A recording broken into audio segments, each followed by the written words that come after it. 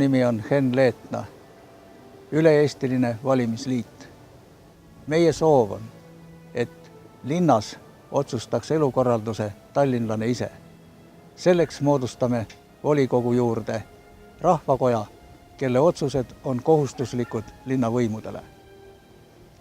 Meie erilise tähelepanu all on sundüürnikud, keda üle linna ja üle kogu Eesti on üle 100 000 inimese.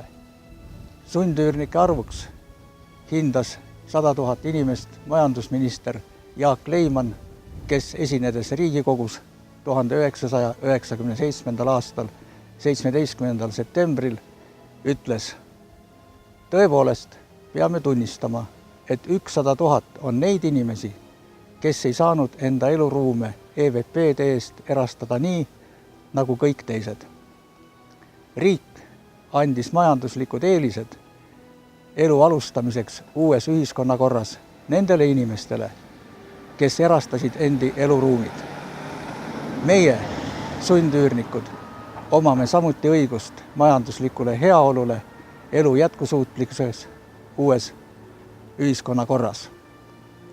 Riik võttis vastu eluruumide tagastamise otsuse ja tagastamise korralduse tegi ülesandeks kohalikule omavalitsusele.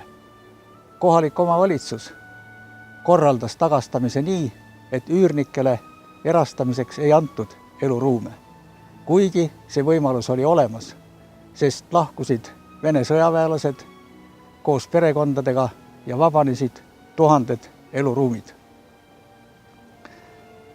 Meie, sundüürnikud, nõuame, et meid koheldakse võrdselt riigikorterites elanutega.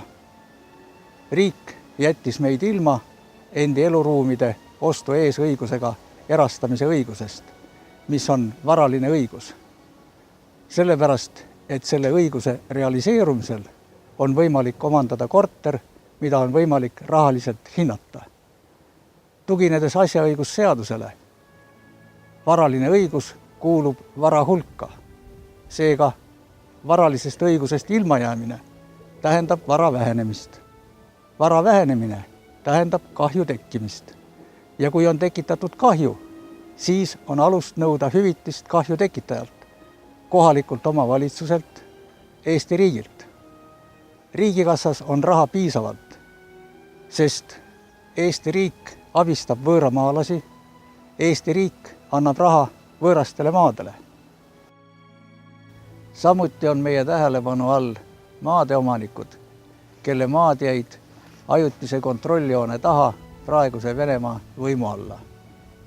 Siin tugineme me 1994. aastal vastu võetud seadusele. Ida-Petserimaal ja Narva jõe tagusel Virumaal õigusvastaselt võõrandatud vara tagastamisnõude püsimise seadus, mille paragrahv 4 ütleb selgelt: olenemata sellest, kas inimene on esitanud kompensatsiooninõude või on talle kompensatsiooni makstud, püsib tal maade tagastamise nõudeõigus. Samuti sama seadus annab riigile võimalused selles seaduses esitatud nõuete hüvitamiseks muid võimalusi, millele me ka tugineme, esitades riigile nõudmise, et riik annaks maadeomanikele asendusmaad praeguse Eesti territooriumil. Meie tähelepanu all on veel endised Nõukogude armee allohvitserid, kellele Eesti riik pensioni ei maksa. Samuti ei maksa neile pensioni ka Venemaa. Austatud valija, kui sa paremat elu soovid, tule valima. Juhul, kui sa arvad, et las teised toimetavad, teised teevad, las teised käivad valimas. Juhul, kui nad edu saavutavad, küll siis mina ka saan paremat elu. Ei saa ja mitte keegi ei saa, sest just sinu hääl on puudu. Tule valima, vali üle-eestiline valimisliit.